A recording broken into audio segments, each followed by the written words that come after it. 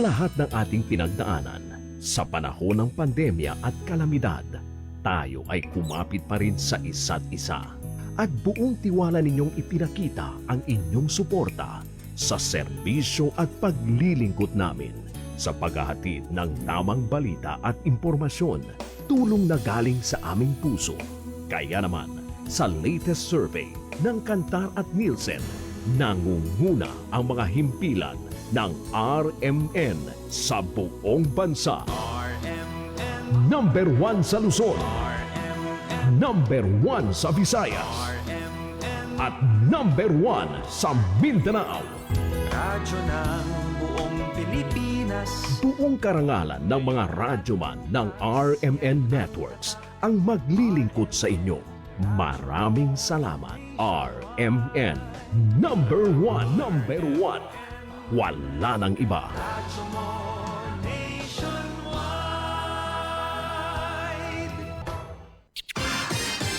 Ito ang DXMY. The Music and News FM station of RMN. Sa Cotabato. 90.9. DXMY. Oras mga kasama, 7:42 ng umaga. Tatak RMN. RMN News. Diretso Balitang Cotabato. Headlines.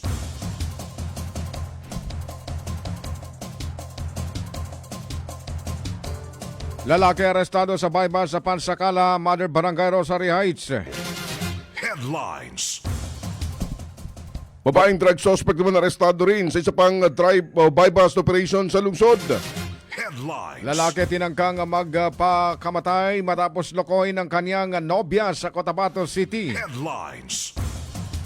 Ilang kabahay naman sa bahagi ng Kadayangan SGA niratrat umano. Headlines. Dalawang lalaking inuugnay sa tangkang pagdukot ng tao, kinuyog ng mga residente sa bayan ng Datupiang.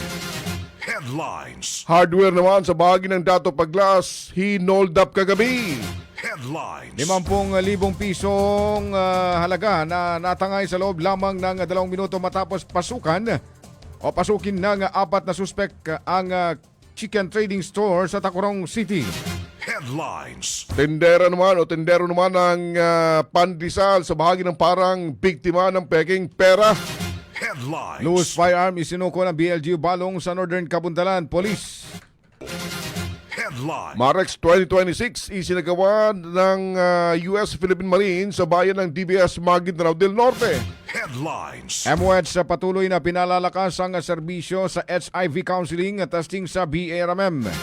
Headlines. LTO 12 nagpaalala sa kahalagahan ng kaligtasan sa kalsada ngayong Road Safety Month.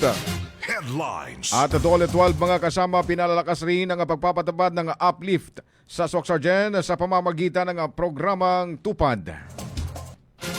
RMN News. Diretso Balitang Cotabato. Makasama sa detalye po ng ating mga balita ngayong umaga. Kami yung tagapagbalita, Radyoman Eb Sabang. At Radyoman Erwin Kabilbigan. RMN News. Diretso Balitang Cotabato. Kulungan ng bagsak ng umano'y tulak ng illegal na droga makarang kumagat sa bypass operation ng Police Station No. 2 Drug Enforcement Team alas 11 kagabi sa bahagi ng TV Juliana Street, Barangay Mother Rosary sa Lungsod. Kinilala ni Police Station 2 Chief Police Major Tugaya Alfonso ang sospek na si Recto Dalamban, 52, residente ng lugar. Nasamsam ng operating troops sa sospek ang isang maliit na pakete na naglalaman ng hininalang shabu na may bigat na 0.08 grams na nagkakalaga naman ng 500 pesos. Naharap ngayon ang sospek sa kasong paglabag sa Republic Act 9165 na isasampa laban sa kanya. RMN News. Diretso Balitang Cotabato. Arestado rin mga kasama ng Police Station 4 Drug Enforcement Team ang babaeng suspected drug runner matapos masakote sa bypass operation kahapon alas 4:50 sa Mabini Street, Barangay Baguatres, Cotabato City. Kinilala ni Police Station 4 Commander Police Captain Eduardo Malikdem ang suspect na si Aisa Abdul Manan. 38 anyos single residente sa nasabing barangay. Nakuha sa pag-ingat ng suspek ang 2 malilit na pakete na naglalaman na gininalang shabu na may bigat 0.1 grams sa halagang 680 pesos. Nakakulong na sa Women Detention Facility ang suspek at maharap naman sa kasong paglabag sa RA 9165 na isasampa laban sa kanya. RMN News. Diretso Balitang Cotabato. Oras mga kasama, 7:45 ng umaga. RMN News. Diretso Balitang Cotabato. Tinangkang kitilin ng isang lalaki ang kanyang sariling buhay kagabi, bandang alas 7. RMN News. Ang biktima ay nakilalang si alias Makmak, trabahante ng isang Balbakwa store sa bahagi ho ng Rosales number 9 ng lungsod. Ito'y dahil umano sa pangluloko sa kanya ng kanyang minamahal na dating kasintahan. Ayon sa sinabi ng biktima sa DXMY, ginawa nito ang lahat para sa kanyang minamahal. Ngunit sumama pa rin naman ito sa iba bagay sa nilang kanyang pinagtangkang tapusin ng kanyang buhay. Nalaman ng insidente dahil sa nag-live pa ito sa kanyang FB account habang ginagawang tangkang pagpapakamatay. Napigilan lamang ng dumating si Barangay Kagawad o Rosales number 9 Kagawad Muhammad Giman at ang kanyang mga kasamahan nang sa pilitang pasukin yung kanyang tinutuluyan para iligtas ang biktima.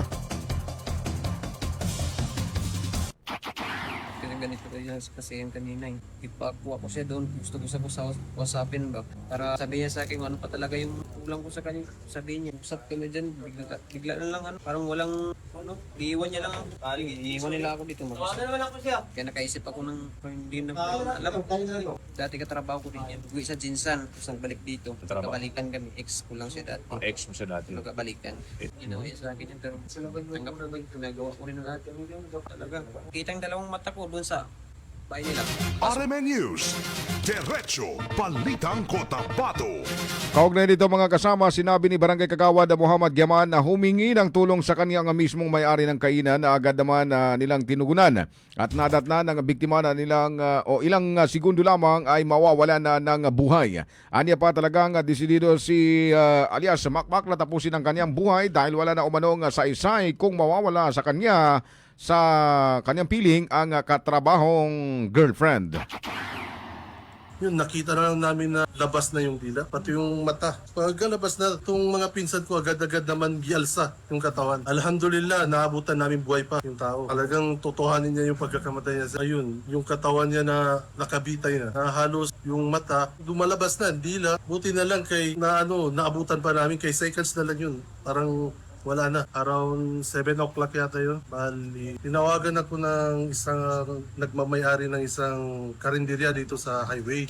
Ang sabi sa akin, Kagawad, isang tao po, gibidyo niya na nagpapakamatay. Ako, bigla ako na-shock na, saan? Saan banda? Sabi ko dyan sa highway, sa pwesto. Agad akong rumescue at kinuha ko yung motor. Sabay sinabihan ko yung mga pinsan ko na, samahan niyo ako. May rescue tayo na. RMN News. Diretso Balitang Cotabato. Lubos naman ang pagsisisi ni Makmak sa kanyang nagawa at pinayuhan na lamang ito ng mga opisyalis ng barangay na bawas-bawasan at huwag ibuhos ang lahat para lamang sa taong minamahal. Git naman niya na isang simple lang ang nangyari sa mga nagmamahalan na maaring malagay sa ganitong sitwasyon. Pinawi din ng opisyal ang pangamba ng magulang ni Makmak basta't ang importante ay nailitas ito sa tangkang pagpapakamatay.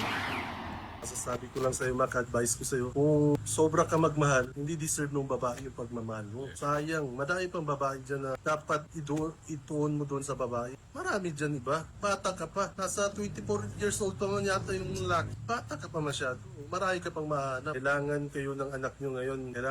Kailangan niya ng suporta galing sa inyo para hindi na maulit itong pangyayari na ito. Kay masmasan ko, parang wala pa siya sa sarili. Anuhan namin ng tubig. Bali, tinanong-tanong ko siya kung bakit mo ginawa ito? Bakit mo ginawa? Sabi niya sa akin, RMN News. Diretso Balitang Cotabato. Mga kasama, alas 7:50 na ng umaga, nagkagulo sa Barangay Boyan sa Datopiang, Maguindanao del Sur matapos kuyugin ng mga residente ang dalawang lalaki na pinaginalang sangkot sa umano'y tangkang pagdukot sa isang residente sa lugar. Kinilala sa DXMY ngayong umaga ni Maguindanao del Sur PPO Public Information Officer Police Captain Joseph Tamayo ang mga suspek na sina Mark Greg Amsio, 43 anyos, may asawa, residente ng Barangay Cristiana Village, Aplaya, Digos City at Johnson Bonane Miranda, 36 anyos, isang lending collector, walang asawa at residente naman ng barangay Bansar Village o Bansarville sa Sultan Naga de Maporo, Lano del Norte. Batay sa mga salaysay ng mga nakasaksi, bumaba umano ang isa sa mga suspek mula sa kanilang sinasakyang kotse at pilit umanong isinama sa kanila ang target na biktima. Agad naman itong napansin ng mga tao sa lugar ng dahilan upang habulin at kuyugin ang mga lalaki. Hindi nga po, nangyari po ito kahapon, bandang alas 5 po no, sa Barangay Buhaya, sa munisipyo ng Datopiang. Kung tama po kayo sa binabanggit ninyo, base po doon sa report, ito pong ating victim na si alias Datonok ay 63 years old na isa pong fisherman at sakay po ng payong-payong, kung saan after po nung pagsakay niya sa payong-payong ay tumigil po doon sa isang lugar sa Datopiang at bigla naman po dumating itong ating dalawang suspect na sakay po ng kanilang kotse at pilit po no, na ipinapasok doon sa kanilang sasakyan at hinihila itong ating biktima. At nung nakapalag po yung ating biktima, nakatawag ng atensyon doon sa mga tao, ay nakatawag po agad sa ating rumorondang kapulisan at dahilan kung ba't nagkaroon po ng pursuit operation na umabot nga po hanggang tumbo sa bayan ng Dato Salibo at RMN News, Diretso Balitang Cotabato. Sa kaugnay pa ring balita, panandalian lamang unang tumigil sa lugar ang biktimang sakay noon ng kanyang payong-payong na tinangkang dukutin o tangayin ng mga sospek. Nagkahabulan pa ang mga sospek at ang mga residenteng kumuyog sa kanila sa bahagi ng hanggang umabot sa bahagi ng Dato Salibo ng katabing bayan. Kahit na ipasok na sa police mobile ang mga nahuli, ay patuloy pa ritong kinukuyog ng mga residente. yan po, yun po yung lumabas doon sa kanilang tactical debriefing. Ngayon, dito po sa initial, wala pong nabanggit, pero ang isa pong dinitigan dyan ng ating kapulisan doon is yung pong cellphone no, na isasubmit po doon sa ating cybercrime unit para po makita kung ano ba talaga yung transaction nila doon sa tao or kung ano man po yung tension talaga nila doon sa tao. Kasi pan-interview po doon sa ating biktima, it's wala po siyang relation doon sa mga tao na magkukonek kung ano man yung bagay, bakit siya dudukutin o bakit siya isasakay doon sa nasabing sakyan. At the same time, hindi niya rin kilala itong dalawang suspect. So para wala po dito. RMN News, Diretso Balitang Cotabato. Alas 7:53 ng umaga, mga kasama, ni Ratrat naman ng DIPA tukoy ng mga suspek ang ilang mga bahay sa Pro 4 Barangay Central Labas sa Kadayangan SJ Barm habang abala umano sa pagkaanda ng hapunan ng mga pamilya alas 7:05 ng gabi. Batay sa ulat ng mga otoridad, kinilalang may-ari ng bahay na sina Barangay Kagawad Rasul Masukat, Ismail Tulalang, Abdulaziz Kamsa, Diamond Masukat at Bukari Sanang. Agad namang rumisponde ang mga pulis matapos makatanggap ng tawag mula sa isang concerned citizen hinggil sa insidente. Bagamat nagtamo ng pinsalang mga kabayan, wala namang naiulat na nasaktan o nasawi sa pamamaril. Patuloy ang follow-up operation ng lokal na pulisya katuwang ang 33rd Infantry Battalion ng Philippine Army at RMFB 14 OFIF upang matukoy ang mga responsable at mapanatili ang seguridad sa lugar. RMN News, Diretso Balitang Cotabato. Nilimas ng 4 na mga armadong lalaki ang isang ang kita ng isang chicken trading store sa bahagi ng Barangay Buenaflor, Tacurong City, Sultan Kudarat Province.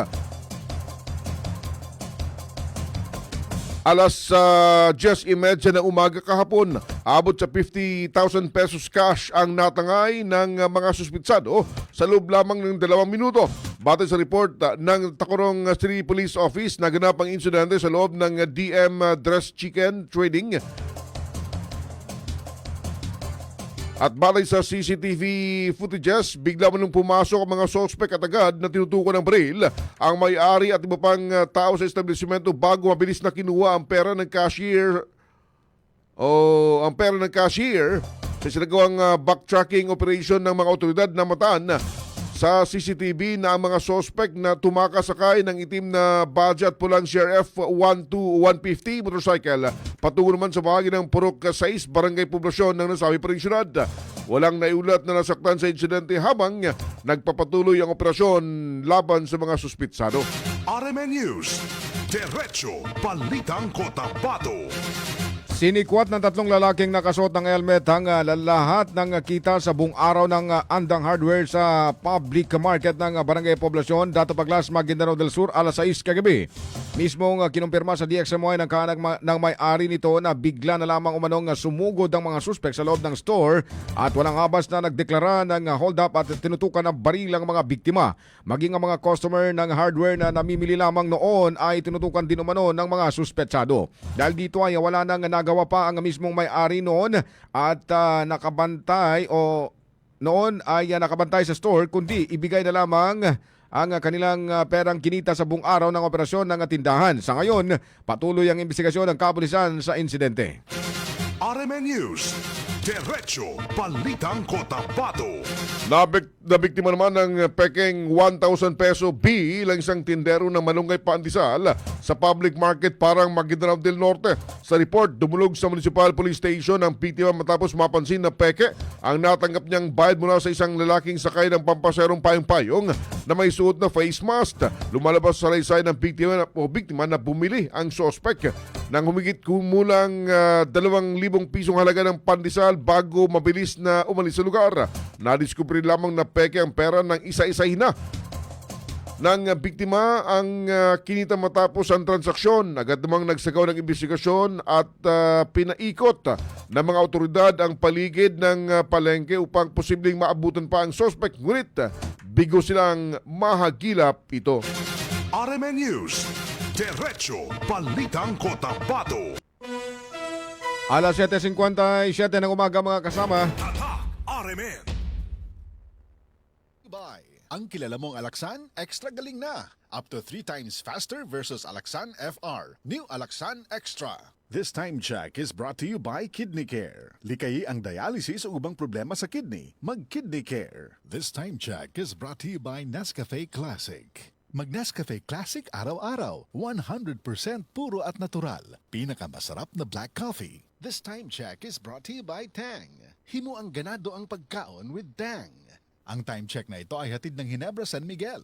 Tatak ng tapang, tatak Ginebra. That time check is brought to you by Centrum Silver Advance. May nutrients adjusted for age 50 plus. Tulong para malakas ang resistensya, healthy heart, and sharp memory. The #1 multivitamins for age 50 plus.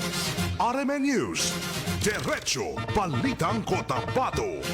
Sa pagpapatuloy ng balitan mga kasama, alas 7:58 ng umaga, isinagawa ng Philippine at US Marines ang Maritime Exercise o MAREX 2026 dyan sa Dato Blas, Sinsuat, Maguindanao del Norte bilang bahagi ng mas pinalawak na paghahanda sa ilalim ng balikatan exercises upang mapalakas ang kakayahan ng bansa sa internal at territorial defense operations. Ayon kay 6ID spokesperson Lieutenant Colonel Ronald Suscano, binibigyan diin umano sa pagsasanay ang kahandaan ng US at Philippine Marines sa pagdedepensa sa karagatan bago pa man makapasok sa kalupaan ang anumang posibleng banta. Kabilang sa tampok sa exercise ang full mission profile amphibious assault kung saan nagsagawa ng sea-to-shore operation gamit ang mga sasakyang pandagat ng Philippine Navy bago sinundan ng Joint Artillery Littoral Live Fire Exercise o JAL-FX gamit ang 105mm at Atmos 155mm artillery systems. We are now at headquarters, 5th Battalion Landing Team in the area of Dato Blas, Sinsuat to conduct the activity na pinatawag RMN natin. News, Diretso Balitang Cotabato.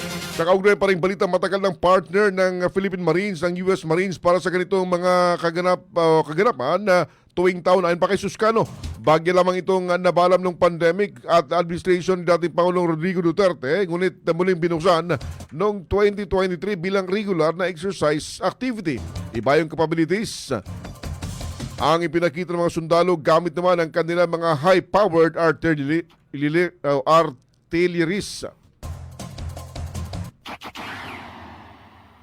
Not only today, this is a yearly, once a year activity po. Sama natin yung US. Halos taon-taon ginagawa natin ito. Hinto lang din naman nung panahon ng pandemic, nung panahon na naging mahina yung relationship natin sa kanilang time ni President Duterte, alam naman natin. So, ngayon, RMN News, Diretso Balitang Cotabato.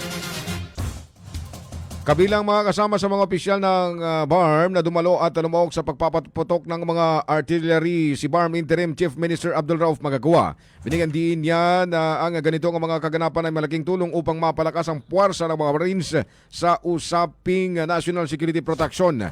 Sa Bangsamoro Region ay buo umano ang suporta nito sa ganitong mga programa na nagbibigay proteksyon sa publiko. After witnessing today's full mission profile demonstration of videos assault operation, the counter-landing operation, and the light armor infantry operation, one thing stood out immediately. Readiness is better long before the crisis happened. It comes from the serious training. RMN News, Diretso Balitang Cotabato. Mga kasama, impunto alas 8 na po ng umaga since Friday po ngayon. Maaga tayong magpapaalam. At sa ngalan po ng mga kasamahan sa News Center, Radyo 1 Daisy Mangod at Radyo 1 Judy Mapalaw sa digital. At sa Master Control, Radyo 1 Danilo Malaran, sa digital naman, Radyo 1 Ricardo Eric Madamba. Kami yung tagapagbalita, Radyo 1 Eb Sabang. At Radyo Man Erwin Kabilbigan, Tatak Animen. RMN News, Diretso Balitang Cotabato.